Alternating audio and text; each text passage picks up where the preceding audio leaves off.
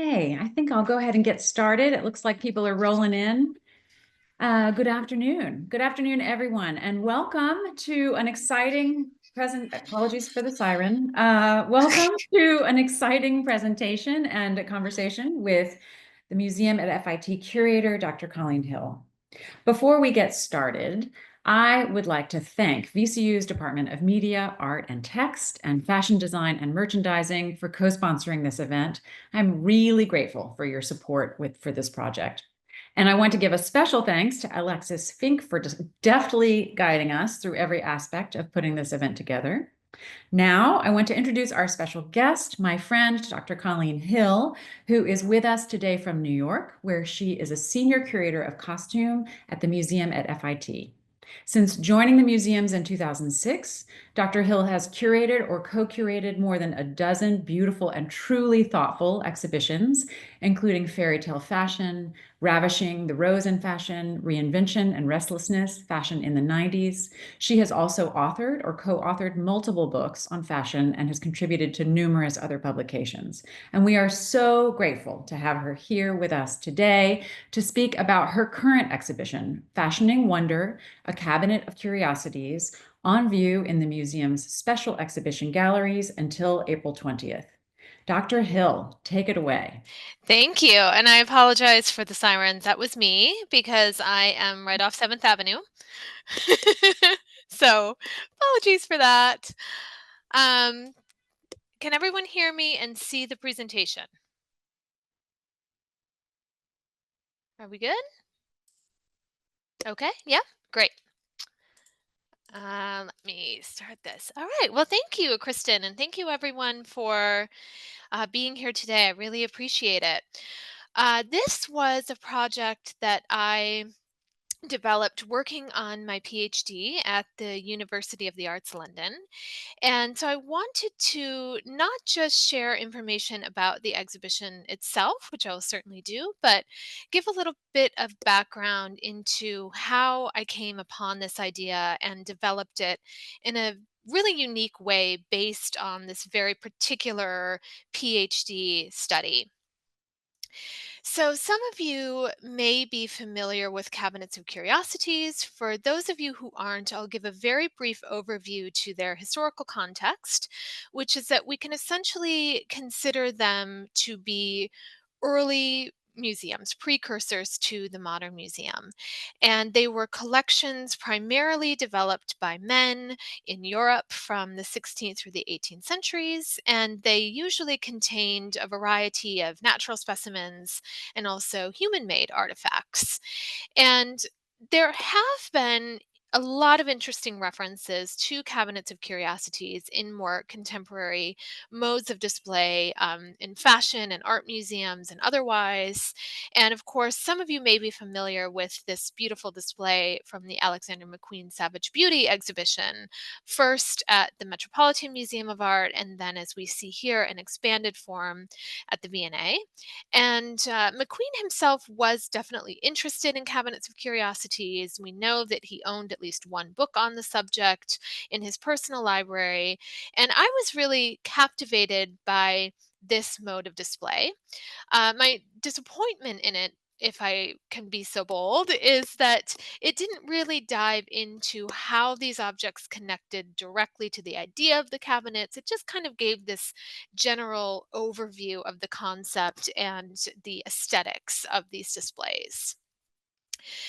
And I also was very interested in the work by Mark Dion, who is an artist, but also really a scholar and does a lot of work based on cabinets of curiosities at numerous museums and has a lot of really interesting kind of philosophical takes on the subject.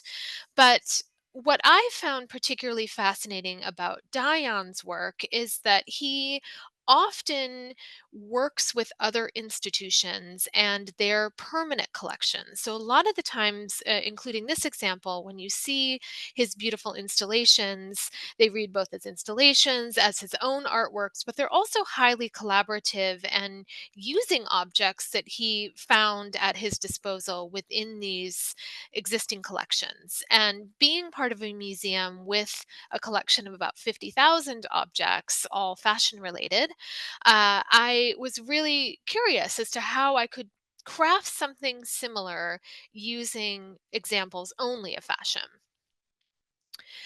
So, as I started to do my research into Cabinets of Curiosities, of course, one of the first things I wanted to do was give myself a really solid foundation into their history.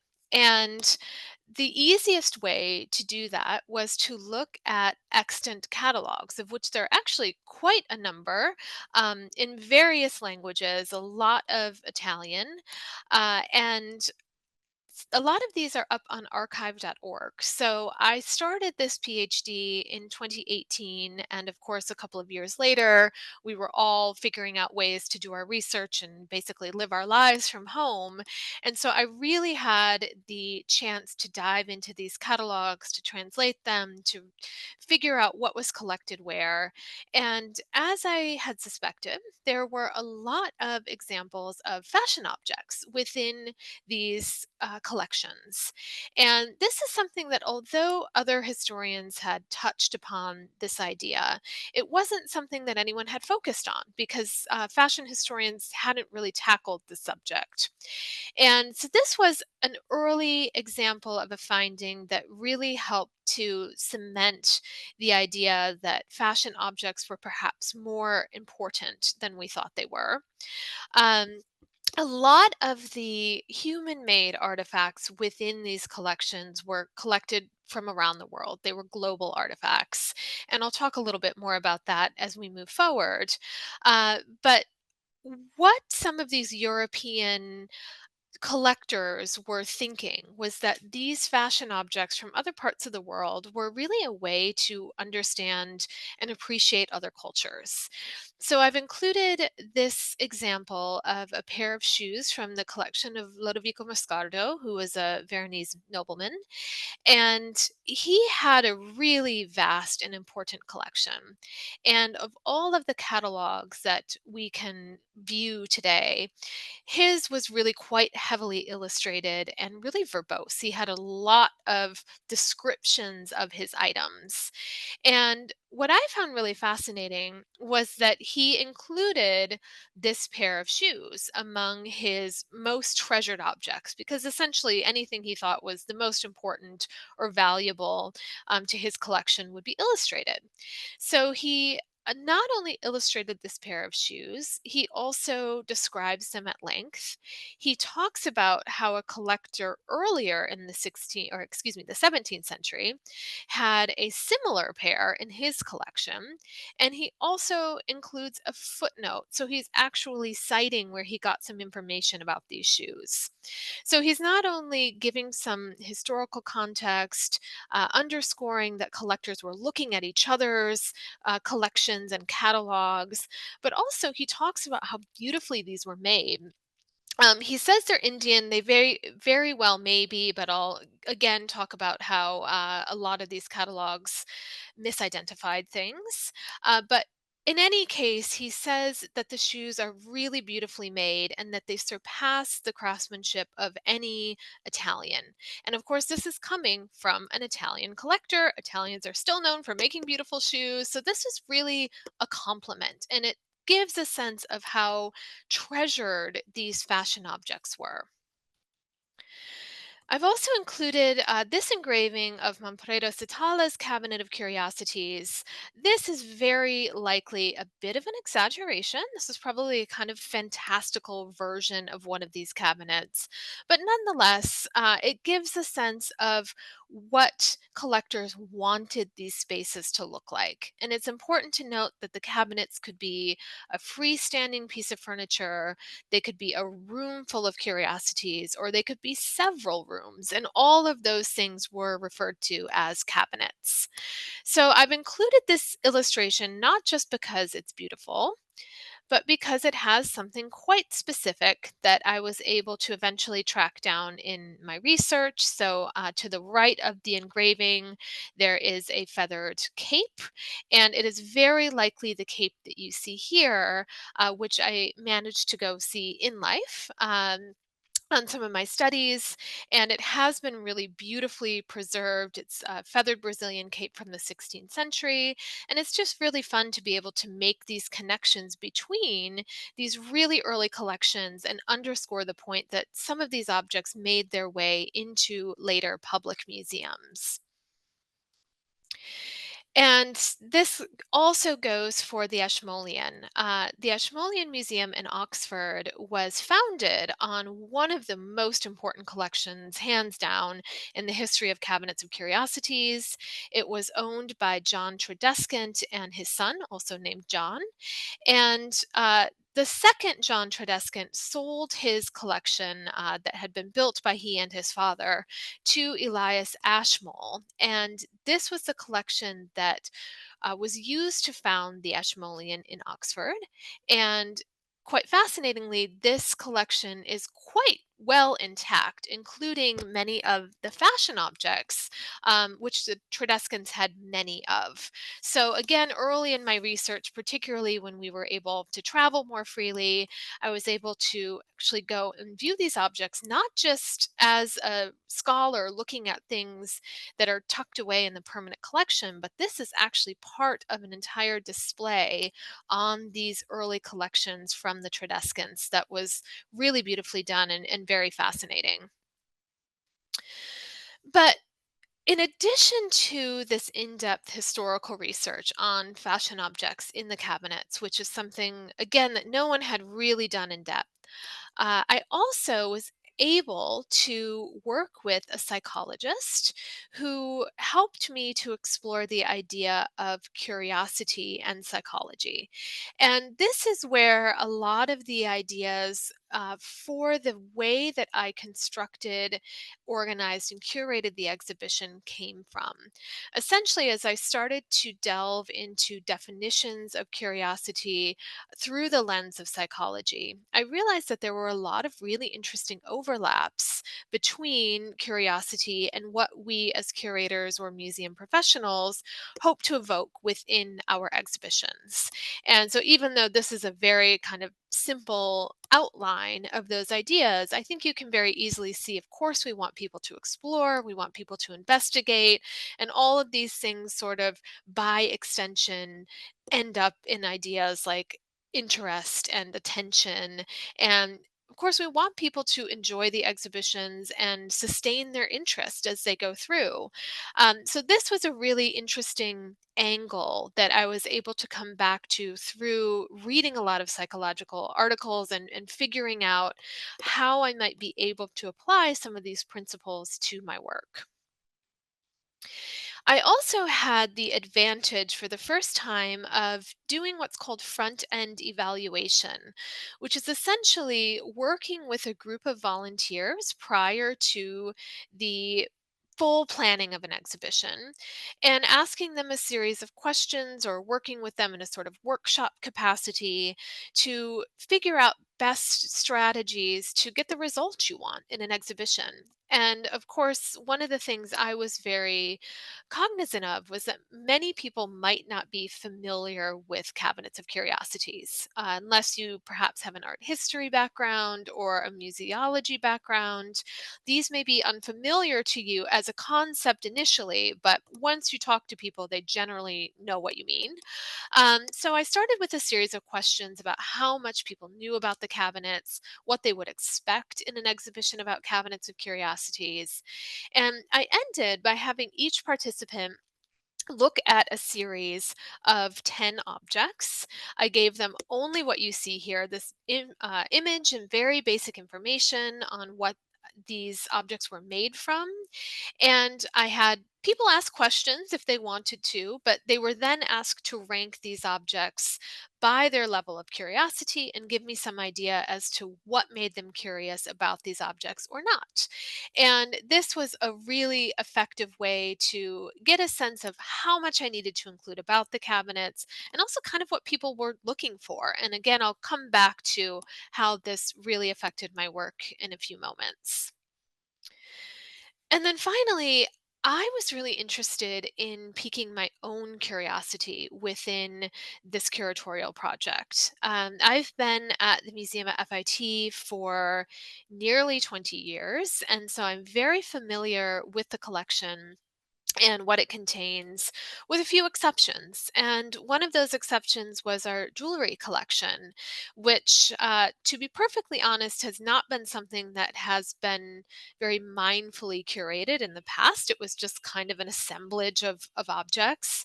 And we don't really have any jewelry specialists here. So it hasn't been something that we've really focused on. And in my research, I literally pulled out all of our large boxes of jewelry, of which there were many, and just started taking a look at things and making connections between themes and ideas. And so this is a sea life theme that came together quite early, just in my own sort of explorations of what was in the collection. And again, I'll come back to how attempting to pique my own curiosity within this very familiar collection helped to shape the exhibition as well. So, again, I'm moving now into the actual content of the exhibition. And this image and the Dior coat that you see are juxtaposed in the show. And again, this was something that I wanted to do because needing to explain what these cabinets were and essentially how I was taking my own creative or interpretive approach to the topic was something that was really important for me to underscore and explain. And so, of course, I explain what the cabinets are. I also give this particular example of what one of the cabinets looked like because of all of these intricate engravings. Olav Verm's cabinet, the engraving of his cabinet, is thought by historians to be one of the most representative. This is it. It's just this one room, so it's pretty modest in scale. And the catalog was quite descriptive, and most of the objects that you see in this image can be directly correlated to what he talks about in his catalog. And what I found particularly interesting is that Olav Verm was a physician, so he was someone who was primarily interested in natural specimens and learning from those specimens for his own work and showing them to his students as well. But as you can see in the corner of the image here, he also had some fashion objects. And one of those objects was a leopard skin coat. And so I have referenced that idea with this Dior from about 300 years later.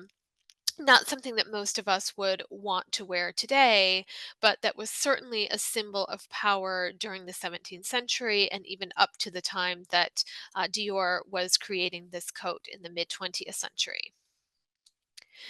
And then again, this is in the intro gallery just to give real, I call it one-to-one comparisons between the types of things that were collected in the objects. Again, showing people illustrations of what some of these objects were. Shells were very fashionably collected.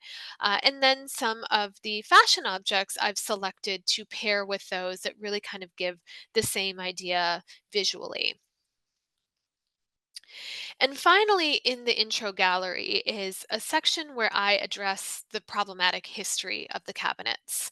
As I've mentioned, these were collected within Europe, usually by white men, and the global objects and a lot of the natural specimens as well came from around the world from people who were exploring and colonizing other parts of the world. And so that's something that I felt was very important to address.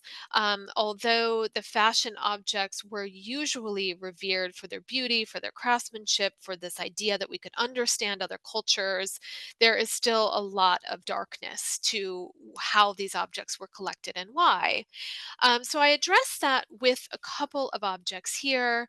The hat by Madame Pauline, although it is from the mid 20th century, it talks about a much longer problem, and it includes a taxidermic version of a bird of paradise.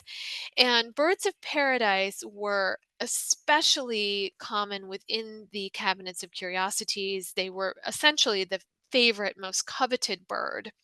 And as we move into the late 19th and early 20th century, this bird also becomes a very popular millinery trimming. And essentially, what this means is that several species of the bird become extinct. So, although certainly there are social and political aspects to colonialism, there's also a lot of environmental impact. And so, I talk about that with this hat. And then the shoes that you see here by Taj of India come back to that idea that many things, if we didn't really know where they were from or didn't really care, they were referred to as quote unquote Indian. It's always a term I use very loosely when referencing objects within the cabinets. And I thought this was kind of an interesting connection with these shoes from Taj of India, which are Indian in absolutely no regard except the fabric, which did come from India, but the shoes were designed and manufactured in the United States. So again, we're seeing similar misidentification or appropriation continue well into the 20th century and, of course, even today. So, as I move into the main gallery, I included 10 themes here that become a little bit more interpretive on my behalf. But some of them are a little more straightforward than others. So, I'll start with some of those examples. This is addressed by Comme des Garçons from the Spring 2018 collection. And this was certainly one of the first objects on my checklist because this dress includes a composite portrait of Emperor Rudolph II by Giuseppe Arcimboldo. The painting dates from 1591. And this immediately piqued my interest because Emperor Rudolph II was a very well known collector. And he had a vast cabinet of curiosities that to this day kind of confounds historians. He had a little bit of everything, and everything had a place, but no one can seem to understand why he placed things next to each other or juxtaposed objects. He had his own kind of system, which certainly was a system, but just not one that we understand. So there's a lot of writing on his collecting. He commissioned this painting of himself, represented as the Roman god Vertumnus, who is the god of the seasons. And so Rudolph was kind of thinking of himself as the ruler of all things and this sort of ruler of abundance. And he commissioned this and then placed it within his own cabinet of curiosities. So it has this really direct connection to one of the cabinets. And it also, within the exhibition, is placed within this section that I call the Kunstkammer.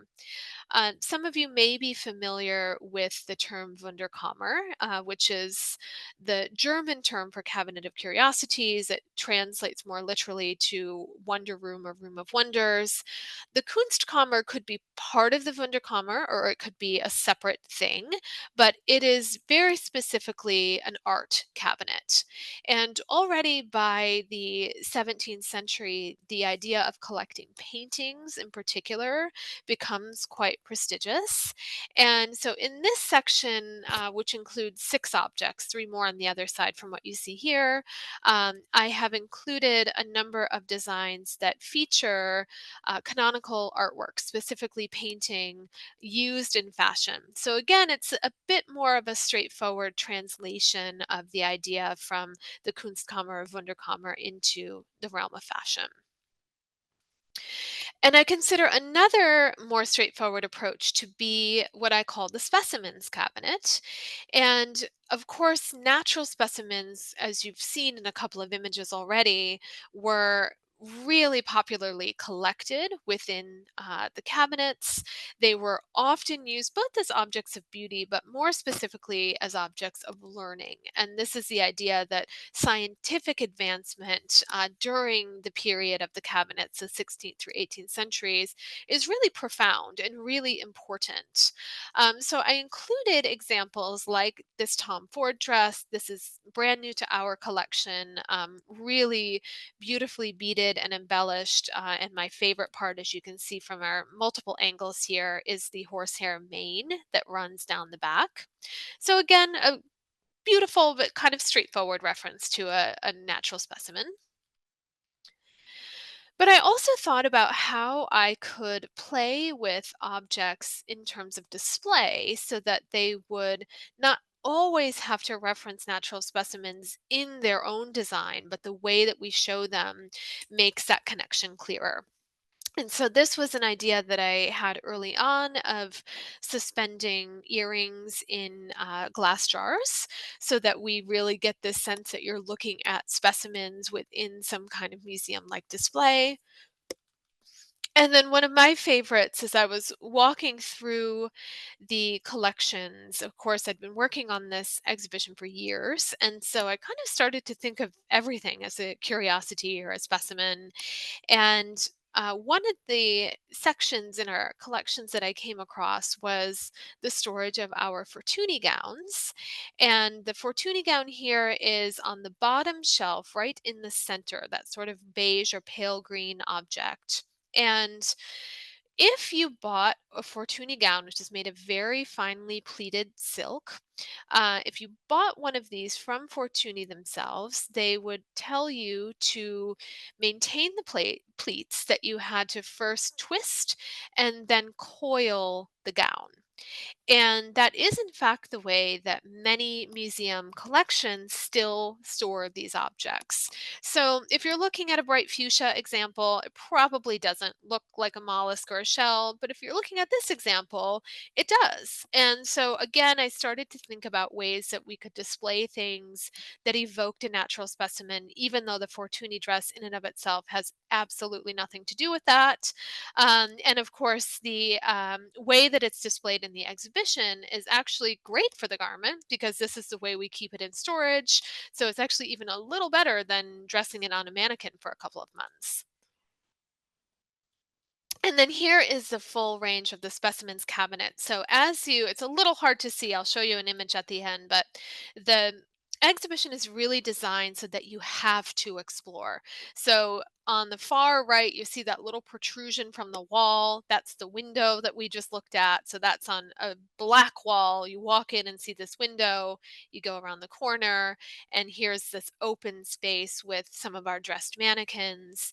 And again, this is based on the idea of specimens, but we have some more straightforward examples. And then again, some modes of display that give the impression of something like an exoskeleton, as we see with the cage crinoline displayed in the center here. I'll also very quickly point out the kind of greenish blue garment, which is by Rodarte. This is from a collection in which they were inspired by mermaids. And I thought this was a fantastic idea to represent in this exhibition because mermaids within the cabinets were things that were collected, but of course, mermaids are mythological creatures, so the actual things that were collected were monkeys' heads stitched onto fishes' bodies. This persisted well into the 19th century. People really, really wanted to believe in mermaids. But of course, we see something that's much less macabre and much more beautiful when fashion is interpreting that idea. And also, human anatomical specimens became quite popularly collected within the cabinets.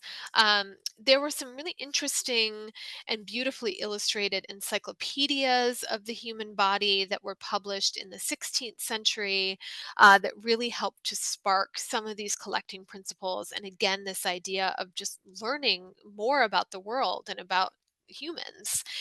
So skeletons for many collections were very popular, but there were also things like I've referenced on the far right that you see here, the Jean Paul Gaultier ensemble in blue. This really reminded me of some of the wax anatomical specimens that begin to be made during this time period, so that you didn't have to use real human bodies, but in fact you could learn from these beautiful and of course long lasting um, replicas of those. And often these human wax replicas were made to look like really beautiful women. There's also, of course, this overlap between scientists wanting to learn about the human body, but also artists and later fashion designers, because, of course, the way that clothing drapes and moves on the body is of great interest. And so some fashion designers, of course, do study anatomy to better understand how their clothing will work and fit. And jumping back again to the idea of specimens, but a little bit different, this aviary is in the very center of our exhibition space, and hopefully you can get a sense of its enormous scale. The aviary and the feathered objects within it were something that I had come up with very early on in my research and categories within this exhibition. But the idea of putting these in this huge bird cage came entirely from our architect. And I was really pleased with it, not just because it's visually stunning, but because it has this huge scale. And coming back to the idea of my studies of the psychology of curiosity, one of the things that came up again and again was this idea of scale, and that humans are most fascinated by things that are either very small or very large. And this overlaps with a lot of museological theory, and that if you walk into a museum gallery space and you see something very large, you're almost immediately attracted to it. So, this also, once this idea came to fruition with this large bird cage, I also realized that I could come back to the idea of including these enormous feathered fans. So, if you can get a sense of scale with our human sized mannequins here, I think you can see how huge these fans hanging from the top of the aviary are. And it would have been very challenging to include them in any kind of casework. So by hanging them, they not only have this dramatic effect, but really allow me to showcase something that would be tricky to show otherwise. And I'll very quickly say that I position the aviary a little bit different from a section like specimens in the show, because the aviary is really intended to underscore the idea that live birds and some other live animals were definitely part of the cabinets. And so you can get a sense of how the cabinets later evolved not just into public museums, but also into things like zoos and circuses and even botanical gardens. So all of these things have their roots in cabinets. And I also wanted to include a close up of one of my favorite objects in the exhibition, which is also one of the strangest for numerous reasons. But this is a table that was covered in feathers by Bill Cunningham sometime in the early 1960s. And I'll try to keep this story brief for the sake of time, but it was in the apartment of a woman named Isabel Eberstadt. Isabel's husband, Frederick, called us in 2007 and offered a number of Isabel's absolutely amazing clothes to the collection, which we took. And when my colleagues were picking up the clothes from Frederick's apartment, they saw this beautiful table and complimented it. And he said, "Oh, that was made by Bill Cunningham for my wife." And a number of years later, Frederick called us and said, I'm ready to part with the table. Are you interested in it? And we collect fashion. We have textiles, we have clothing, we have accessories. We don't have tables. But we were all so enthralled by this, in part because it was made by Cunningham, who had previously been a milliner before he became a famed New York Times photographer. It's absolutely meticulously done. And it was made for his friend Isabel, who really was such a stylish figure.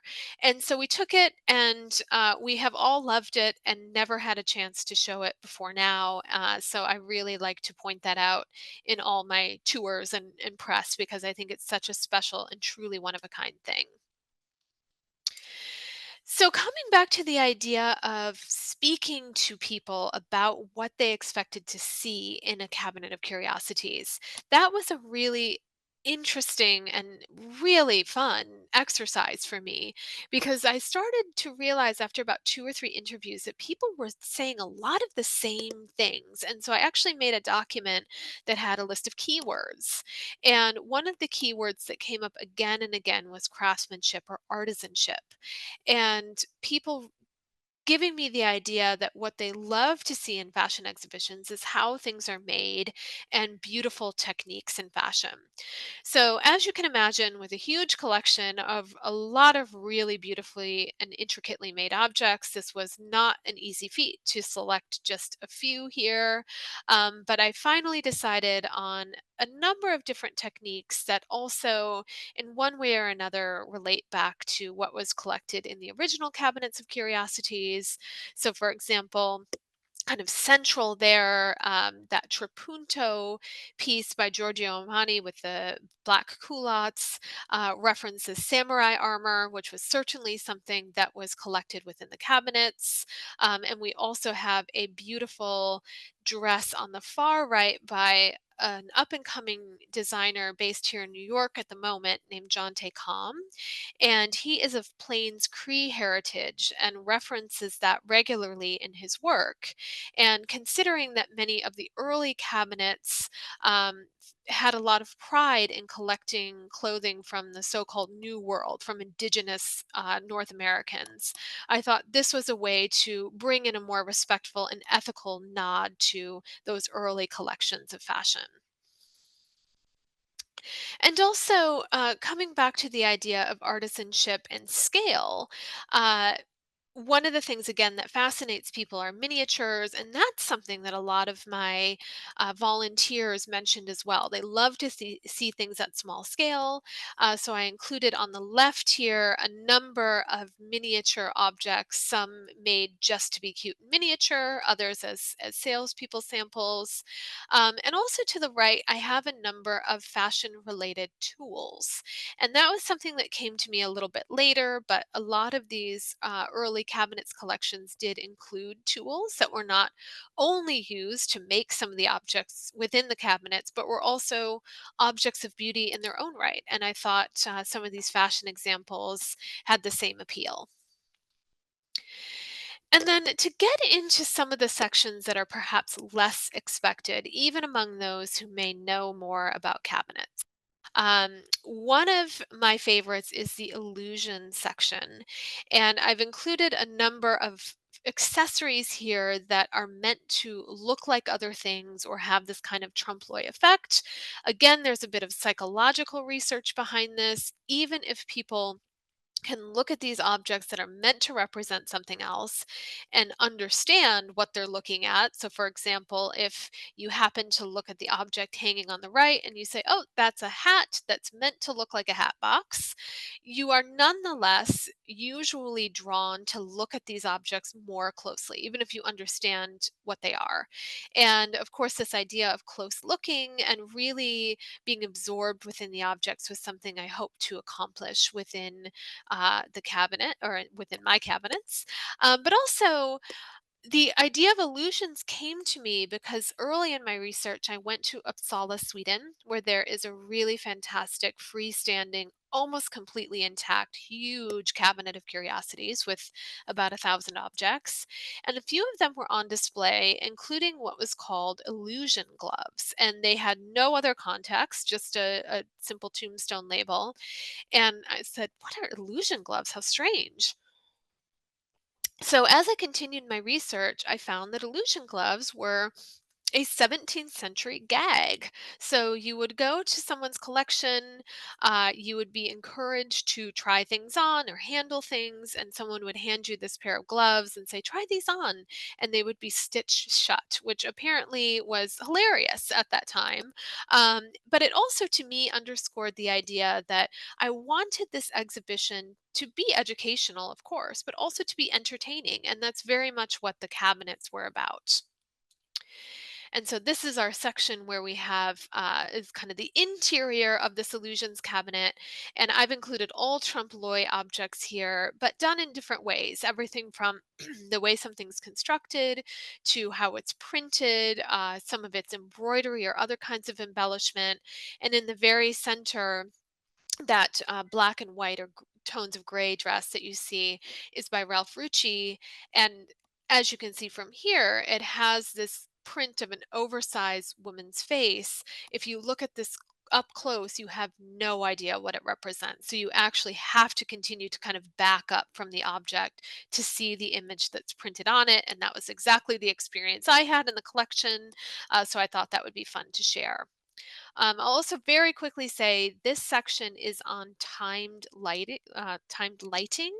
So the idea, again, coming back to psychology, that depriving someone of some kind of sensory appeal, in this case, vision, can actually help to pique curiosity. So if you're trying to look at these already kind of confusing objects, then the lights go out so you don't have this prolonged view of them. And then they come back on and you kind of figure out what's going on. That can be very rewarding. And there have been a lot of psychological studies related to that exact effect. And then very similarly to illusions, I have reflections and refractions, not something again that's necessarily often considered as part of the collecting categories within the cabinets.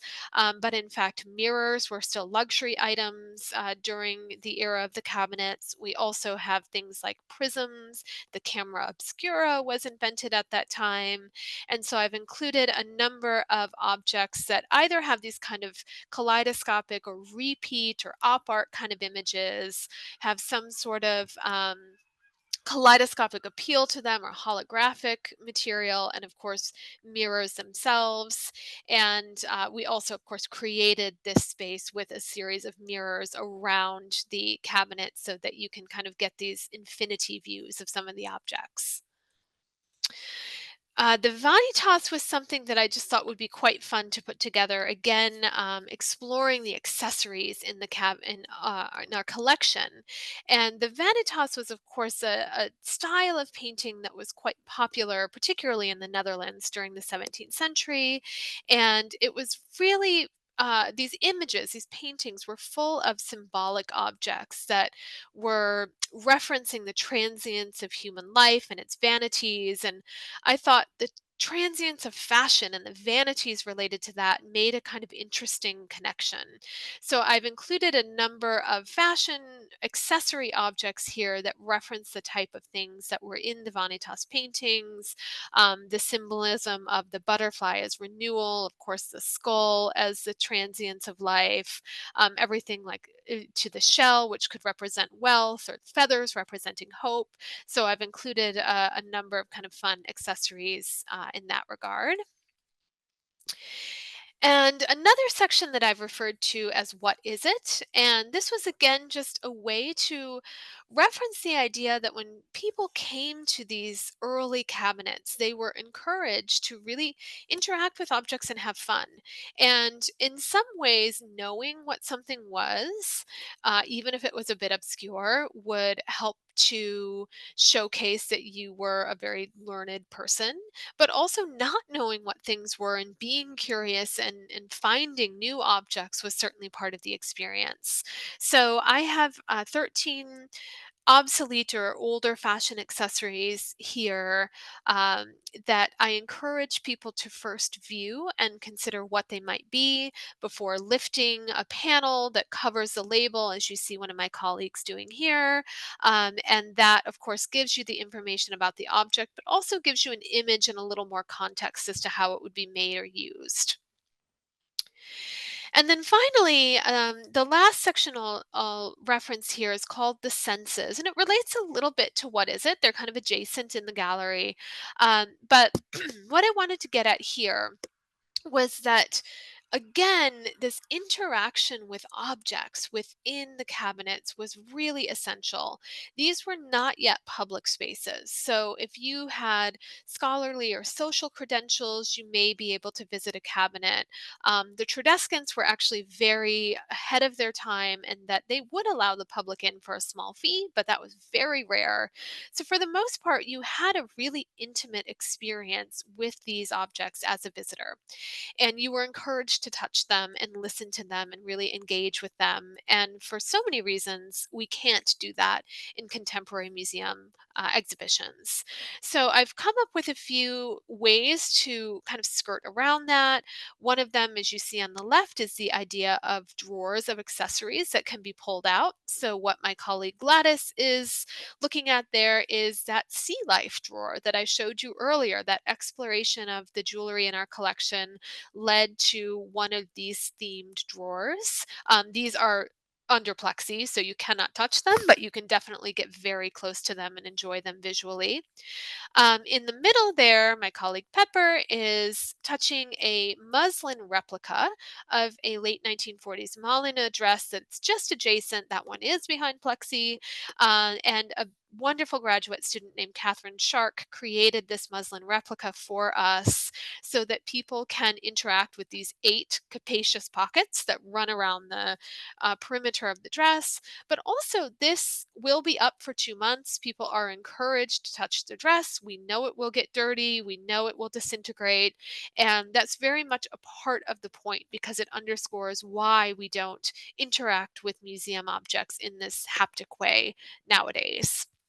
And then finally, on the far end are 3 objects that make noise. And the umbrella has a music box built into the handle that plays the Blue Danube. The shoes, of course, are by Andre Courrèges. They have these large bells, so they are actually quite noisy. And hanging on the back wall is a textile by an artist named Alice Santoro. And she has woven this using polyester and old audio cassette tape that had been pre recorded with other sound. And when she weaves this into a new textile, the sound remains. But of course, it's all jumbled up. So you can actually play this textile using a tape head, and it creates a new sort of sound and sensory experience. And so I'll end here because it's a tricky show to get a sense of how it's laid out. So hopefully, based on what I've just shown you, you can get a little sense of the aviary and the center and kind of how you can move around and peek into these spaces. All these little peepholes we've created and windows that are really meant to allow you to explore at your leisure and hopefully appreciate a lot of the details of objects. So from there, I will stop my sharing. Thank you. Thank you so much, Colleen. You have certainly piqued a lot of curiosity. Thank you. And thank you all, everyone who has joined us. We have a little bit of time for questions. And so if you would like to post those questions in the chat, I will deliver those that we have time for to Colleen. From Odessa, we have, did you use any specific frameworks or methods in your artistic interpretation process for the exhibition, especially since some objects came with less information than others? Well, not specific frameworks. I came up with the categories, and some of them, illusions, for example, we had so many trompe l'oeil objects. So it began as an absolutely enormous checklist. And then as I continued in the process, I refined and refined and refined. But a lot of what I attempted to do, which is not overt in the exhibition, but is something that was important to me having studied the subject for so long, was that there was some kind of connection, not just in a general sense, but in a more overt sense to the cabinet. So one of the examples that I gave earlier was the idea that yes, that Giorgio Armani suit has this beautiful trapunto technique, which is a bit hard to see from that image, but really gorgeous. But it also references samurai armor. So there's usually these layers to why I included something. And that to me was my kind of personal framework for making these selections. Thank you. I have another comment and question from Dr. Lingold. You do a wonderful job showing how the history of cabinets of curiosity influence fashion across eras. I am curious, how has the creation of the exhibit and or modern designers' work changed your understanding of cabinets of curiosity in the past? Hmm. Well, as I mentioned, one of the things that is very complicated that I still wrangle with is that these are problematic. I mean, the early cabinets were really problematic, and there are stories as to how things, fashion objects included, were collected in this idea of trade and, giving gifts to one another. Who knows how much of that is true? I mean, we're reading all of this and learning about these collections primarily through what Europeans are telling us about them. So that to me was very tricky. But on the other end of the spectrum, as I mentioned, it's not like fashion objects, which was, of course, my focus, were ridiculed or seen as, these ridiculous things. They were revered, and collectors thought that these objects were incredibly beautiful and important. And so that these sort of disparate ideas were really tricky for me to grapple with, and I still grapple with them, and I spent a lot of time working on that kind of small portion of the exhibition because I didn't want to say, "Hey, this was okay." But it's also very important to think about how people were learning about and viewing other cultures 300 years ago. And so, there's a lot of having to understand how other people were thinking about these things, which was usually in a very positive light. Mhm. Thank you. Zoe has asked a question that was on my list. So Zoe says, I love the display of the exhibition. Can you talk more about how you worked with the exhibition installers to create such a creative show? Of course. One of the things I was just saying this to someone yesterday, one of the things I love about this show is that people walk in and they understand what a group effort it was, and that is not always the case somehow. So I had a lot of the very initial ideas that I mentioned about needing the space to be exploratory, wanting, the lift labels and the what is it section, peepholes, the time lighting, the very, very general idea of not just how I wanted the objects to be displayed, but how people could kind of interact with them within a design setting. But from there, that's when our architect, our MFIT exhibition team, and our conservators really took it away because um, one of the things that people may not see is that everyone is as devoted to making the space look as fantastic as possible as I am as the curator. And so, for example, I think a really good later in the process example of this is that we were putting together the specimens display within the large case, and I have this bat wing cape that I wanted displayed so that its arms were extended. So it has this kind of bat like appeal. And we initially had it on this stand in a box, and it was just looking bizarre. And one of our conservators, not at the last minute because we were in the midst of installation, but later in the process said, would it be better if we could put this on the wall? And then we all figured out, I say all, I just said, yes, that looks good. My team figured out how to install that on the back wall safely so that it looks beautiful, so that it could be lit. There's all of these factors to the design and display, and even the little mounts. My colleagues were learning how to solder. I mean, there's all of this work that goes into making something look amazing that I can only, give initial ideas and then they run away with their own talents.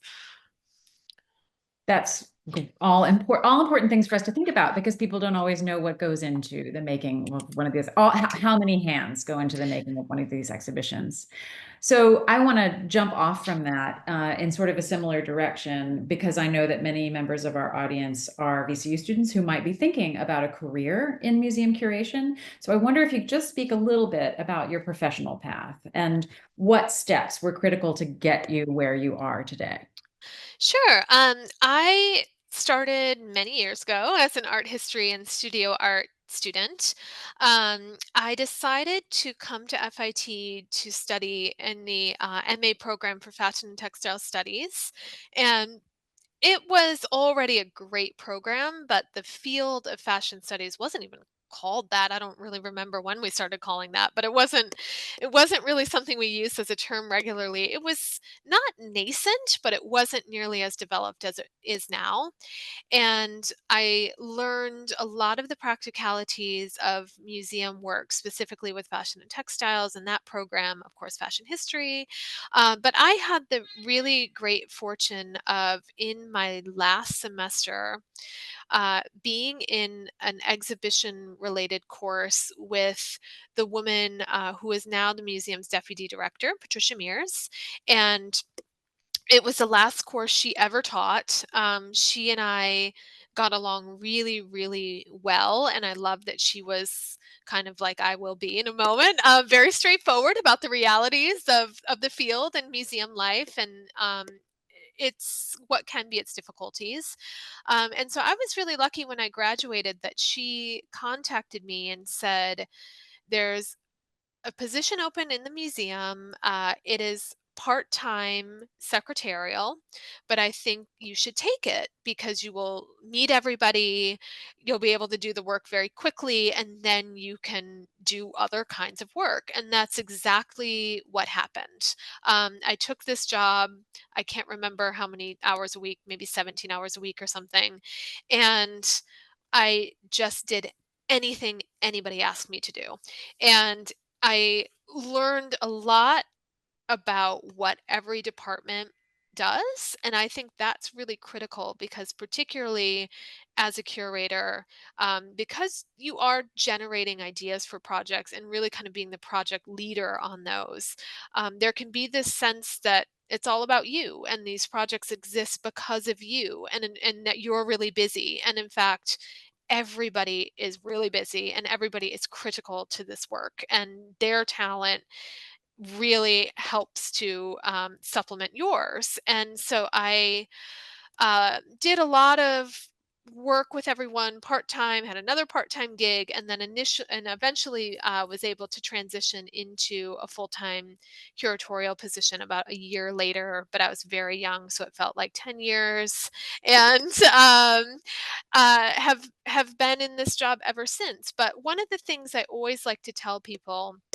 I'm not saying you need to be abused by your coworkers. That was not the case with me. I was very kindly asked to work on all kinds of exciting things, which I very gladly did.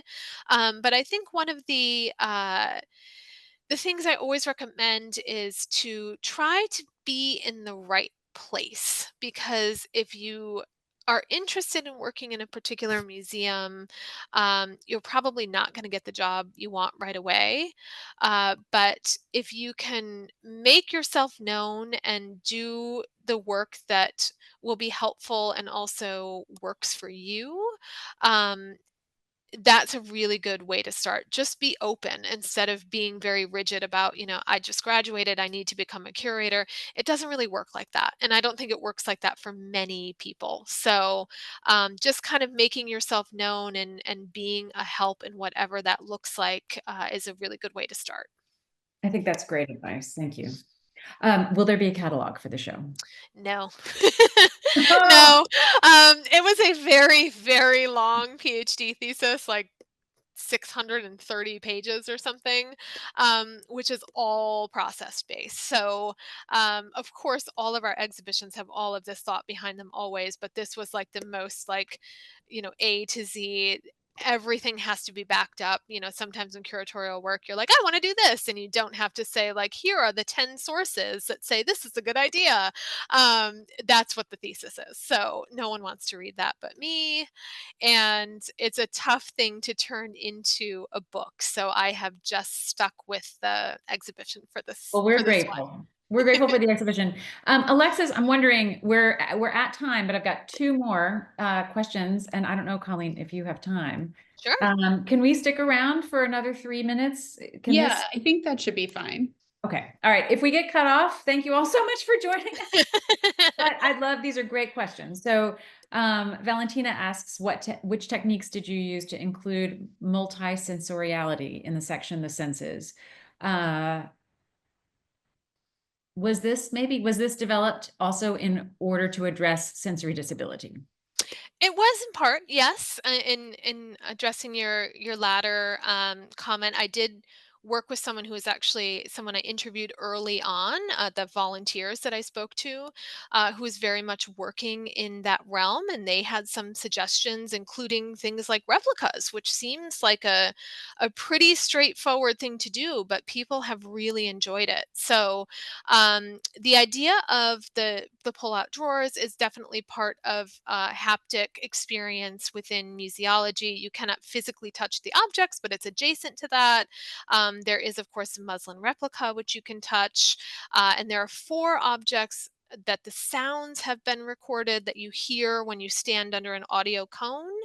And there's also a Clo 3D replica of one of the garments so that you can get a sense of how it would have looked on the body and in motion. Um, all of these, as far as I can tell, have been very effective, but I will also say we are not the Met. We do not have that budget. So we did all of this on our much more modest means. Sure. Amazing things with not very much, or with Exactly. less. That's what I'm hoping for. Yeah.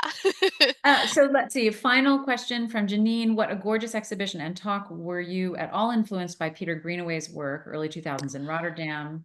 In Ah. terms of concept of curiosity and its connection to materiality, do you feel that this is especially relevant today? I was a bit, thank you. But I was actually just telling Kristen before we started this talk that I didn't have the opportunity to get into artwork, which was something that I really wanted to do. But as I mentioned, the thesis was already outrageously long. So maybe there's a little bit more to be said later, but certainly early days, I was gathering all of that kind of information. And I'm sorry, what was the second part? In terms of the concept of curiosity and its connection to materiality, do you feel that this is especially relevant today? Oh, yes, I do. Thank you for that. Yeah, I think it's not just materiality, but physicality. The idea of being able to see things in life and appreciate them, because particularly over the past few years, we've all become especially accustomed to screens as we are now, which can be very wonderful for connecting, but I think gives us quite a disconnect from the beauty of physical objects, which is what many museums, including MFIT, are all about. So there was absolutely a lot of consideration of hoping people would experience the beauty of these things in real life as much as possible. Great. Thank you. Thank you so much, everyone, for joining us. Thank you, Dr. Colleen Hill, for Thank sharing your you. exciting research with us. I hope we can all come see your exhibition before April 20th. Yes, yes, I'd love that. Thank you so much.